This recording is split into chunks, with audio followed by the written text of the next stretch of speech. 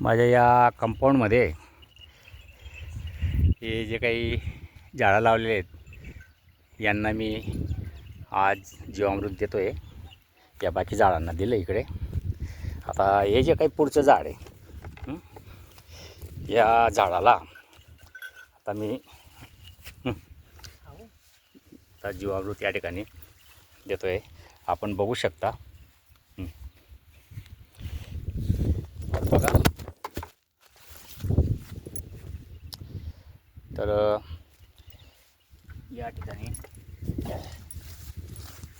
हे झाड आहे मित्र. आपण बघू शकता हे झाड कसलं आहे आणि या झाडाला लागलेली फळं याला काय म्हणतात हे आपण मला कमेंटमध्ये सांगायचं आहे. कारण मी दर 15 दिवसांनी यांना जीवामृत देतो आहे. तर हे जे काही जीवामृत आहे हे मी घरच्या घरी बनवतो आणि अशा पद्धतीने प्रत्येक झाडांना हे जीवामृत देतो आहे. आता बघा पहिल्यांदाच याला फळं लागलेले आहेत. आता आपण या ठिकाणी हे जे काही झाड आहे या झाडाचं नाव आणि या फळांचं नाव आपण कमेंट बॉक्समध्ये सांगायचे. बरं ओळख का पाहू. आता हे बादलीमध्ये हे जे जीवामृत आहे हे जीवामृत मी प्रत्येक झाडाला देत असतो. आता या ठिकाणी हे झाड थोडंसं त्याला प्रॉब्लेम आलेला आहे. त्यानंतर हे पुढचं सफरचंद झाड आहे. तर याला या ठिकाणी हे जीवामृत देतो आहे.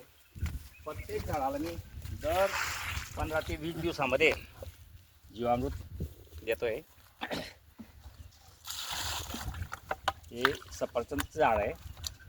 तर सरासरी याला 20 महिन्याचं झाड आहे. याला फळं आले नाहीत. याला उशिरा फुलं येऊन आले.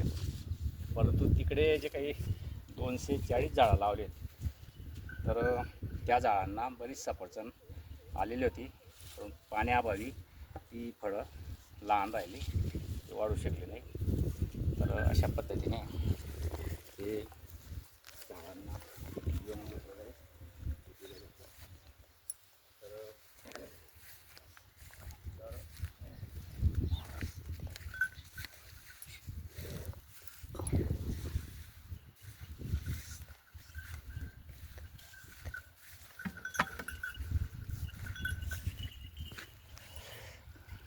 तर अशा पद्धतीने मी जीवामृत या सगळं फळझाडांना देतो आहे आणि त्यामुळे त्यांची वाढही चांगली होते आणि पुढे येणारी फळंसुद्धा त्यांना चांगल्या पद्धतीने येतील.